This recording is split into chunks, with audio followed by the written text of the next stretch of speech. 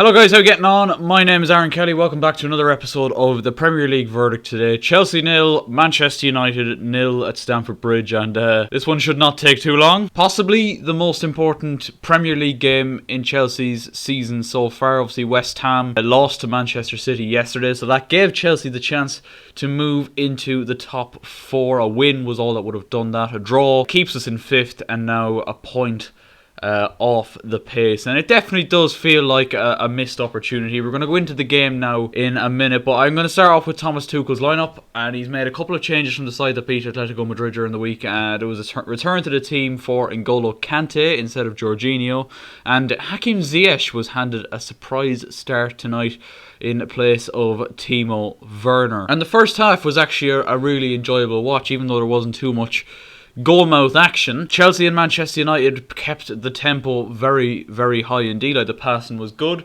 and as I said, there wasn't too much action in the final third, and I think that is pretty much the best way I can describe the game as a whole, really. Not an awful lot of action in the final third, not an awful lot of creativity in the final third either. It kind of just seemed when both sides, particularly Chelsea, got into the final third, we were severely lacking in ideas, but the passing and tempo was good. I was very much impressed with Manchester United's pressing in that first half. Chelsea, when we did manage to play through the press, looked quite dangerous on a couple of occasions. Hudson-Odoi probably should have tested David De Gea at one stage, but United's pressing was very, very good, and it made it very, very difficult for Chelsea to play through that high press. When you got workhorses on the pitch like Fred and McTominay, and even like the more forward players, like Daniel James was working incredibly hard, and I would argue he's probably Manchester United's best player on the pitch this evening. But yeah, that was the first half. It was nice, the passing was slick, but not an awful lot of creativity from either side.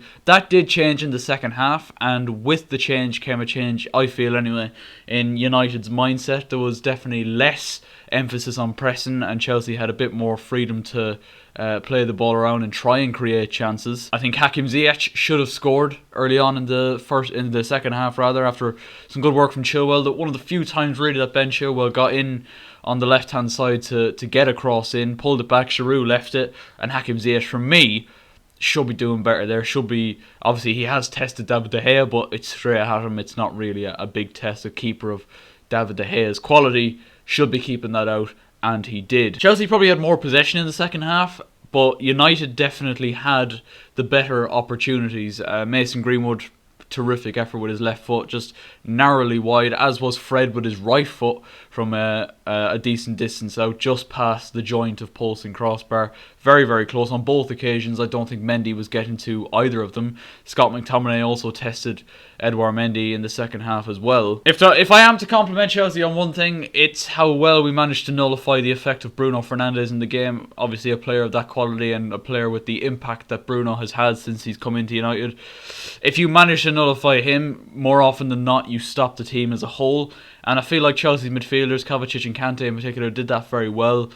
Bruno was a passenger for a lot of the game, and that was very much the case with Hakim Ziyech up the other end. A passenger. The game completely passed him by, and obviously he brought off Hudson-Odoi. I think he was strapped up when he came out for the second half, Hudson-Odoi, so that was obviously an injury, contrary to the expert analysis from Jimmy Floyd Hasselbank on Sky Sports. But the best way I can describe it is just lacking in quality in the final third from both sides, and there was one particular attack where Reece James takes a free kick late on in the game. Chelsea lose it because Olivier Giroud was off the pitch, so we had very little aerial threat when the ball was coming into the box. United broke at pace, and McTominay, I think it was, missed a great opportunity. They had numbers flooding forward. Marcus Rashford, Daniel James, with the pace that they had that late on in the game. I think it was nearly a 4-on-2 situation at one stage, and N'Golo Kante was the man that snuffed it out in the end. But yeah, a second 0-0 draw between Chelsea and Man United, I think. But this one was definitely a better game than the reverse fixture at Old Trafford earlier on in the season. There was a big incident in the first half. Manchester United were denied a penalty by referee Stuart Atwell when the ball appeared to strike the hand of Callum Hudson-Odoi in the box. It's one of those that, if I'm being honest, probably earlier on in the season would have been given.